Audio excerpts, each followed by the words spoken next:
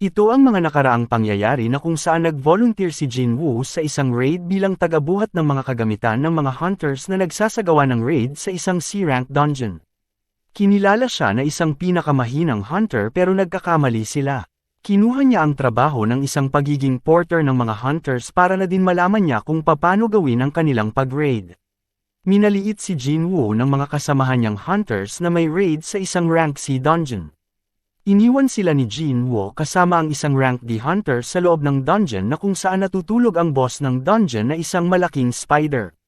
Madaming mga mana crystal na nakapaligid sa loob na kung saan natutulog ang boss pero hindi sila makakapag-excavate ng mana crystal kung buhay pa ito.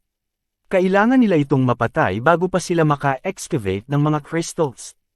So ang pinaplano ng mga hunters ay iwan ang dalawang mahinang hunters na sina Jinwoo at Yoo Jinho sa loob para makain ng spider at matulog ito muli. Akala ng mga traidor na hunters na mapapatay sina Jinwoo at kakainin sila ng malaking spider dahil sila ay mga mahihinang hunter. Pero sa hindi inakala, pinatay ni Jinwoo ng mag-isa ang boss ng dungeon at laking sorpresa ng mga hunters pagbalik nila sa loob na buhay pa sila. Gustong ipapatay si Jinwoo ng kanyang kasama pero hindi ginawa ito ng kanyang kasama na si Yoo Jinho. Sinugod na si Jinwoo ng mga traidor na hunter para tapusin ang kanyang buhay pero dun sila nagkamali at hindi makapaniwala sa ipinakitang lakas at bilis ni Jinwoo. Sa utos ng system, kailangang patayin ang 6 na mga hunters para mabuhay siya. At hindi pinatagal, sa loob lamang ng ilang segundo, tinapos ni Jinwoo ang 6 na hunters. Matapos ang malaking sakuna sa loob ng dungeon, nabalitaan ni Manager Woo ang pangyayari. Ang 6 na hunters ay patay sa loob ng C-rank dungeon raid at ang natatanging survivors lamang ay ang D at E-rank hunters. Sabi naman ng manager baka tumakbo lamang ang mga low ranks kaya nakasurvive sila. Pero iba ang nakalagay sa report, hindi sila tumakas at saka sila mismo ang tumalo sa boss bago sila mag-exit. Umuwi na si Jinwoo sa kanilang bahay at may dalang maraming pagkain para sa kanyang kapatid. Nagtataka ang kanyang kapatid kung bakit kumita siya ng malaking pera pero wala man lang siyang gallows or sugat na nakitaan sa katawan. Ang nasa isip naman ni Jinwoo ay kahit anong klaseng pagsubok ang kanyang kakaharapin, masama man o hindi kailangan niyang mag-survive para sa kapakanan ng kanyang pamilya. At kahit ay pumatay ng isang tao, ay gagawin niya para sa kanyang minamahal na pamilya. Nakipagkita ang si Yoo Jinho kay Jinwoo para bumuo sila ng isang guild. Gusto niya na maging licensed guild master at para magawa niya yon, kailangan nilang makagawa ng 19 na raid para maisakatuparan ang hinahangad ni Yoo Jinho sa pamamagitan ng tulong ni Jinwoo. Kailangan niya ang madaming experience sa pag-raid ng mga dungeon para maging guild master siya. Siya kasi ang tagapagmana ng Eugene Construction Company ng kanyang ama. Gusto niya na maging guildmaster para sa kapakanan ng kanilang kumpanya. Pilit niyang kinukumbinsi si Jinwoo na tulungan siya sa mga raid pero hindi siya pumayag.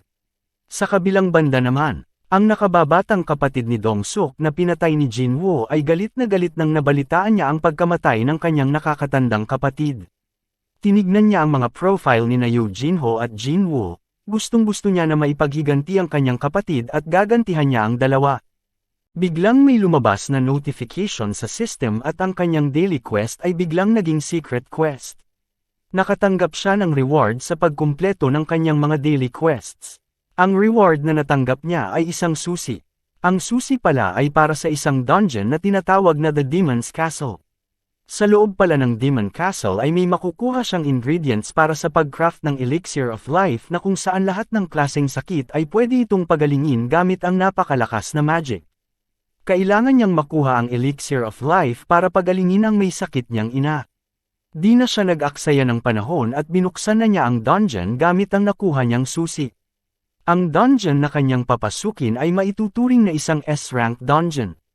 Napaisip si Jinwoo kung kaya niya ba talaga na mag-survive sa hirap na level na kanyang papasukin. Pumasok na siya sa pintuan ng dungeon at bumungad sa kanya ang mga nasusunog na mga gusali sa paligid. Lumakad na siya at sinalubong siya mismo ng isang malaki at napakalakas na halimaw na tinatawag na Hell's Gatekeeper Cerberus na may 3 ulo. Inilabas ni Jinwoo ang kanyang sandata na tinatawag na Wolf Assassin. Sumugod na si Jinwoo gamit ang kanyang dash ability para pabilisin ang kanyang movements. Inatake niya ang halimaw sa buong katawan pero wala man lang damage na natanggap ito. Sinubukan niyang gamitan ng murderous intent ang halimaw pero walang epekto ito. Mas lalong nagalit ang halimaw, inatake niya sa ulo ang halimaw gamit ang paralysis pero wala ding epekto ito. Ang Cerberus naman ang umatake kay Jinwoo at malalang nakagat si Jinwoo sa kanyang balikat. Napasigaw ng malakas si Jinwoo sa laki at lakas ng pagkagat nito sa balikat niya at tumilapon siya. Habang nakahiga si Jinwoo at namimilipit sa sakit, tinapakan siya ng malaking paa ng halimaw at sobrang laki ng bawas nito para sa kanyang health. Binigyan siya ng warning ng system dahil napakalaki ang nabawas sa kanyang health. Nakita niya na ang lahat ng abilities ng Cerberus ay naging double. Nataman ulit si Jinwoo ng malaking paa ng halimaw at lagpas sa kalahati na ang kanyang health. Habang paparating ang halimaw sa kanya, wala nang choice si Jinwoo kundi gamitin ang full recovery ability niya para makaiwas sa atake. Nagtagumpay siyang matusok ang mata ng halimaw pero wala pa din itong epekto. Walang humpay ang pagsugod ng halimaw kay Jinwoo at sa kasamaang palad. Napuruhan siya at nanganganib ang buhay niya. Habang nakasandal siya sa pader, nakikita niya na nasa 742 na lang ang natitira sa kanyang health. Wala nang maisip si Jinwoo kung paano niya tatalunin ang halimaw. Gagamitin na sana niya ang transport stone para makatakas pero minalas siya at bigla niya itong nabitawan sa biglaang pag-atake ng halimaw. Ayon, tinamaan na naman siya. Umakyat siya sa may mataas na gusali at 500 na lang ang natitira sa kanyang health. Naitanong niya sa kanyang sarili kung paano siya makapag-survive.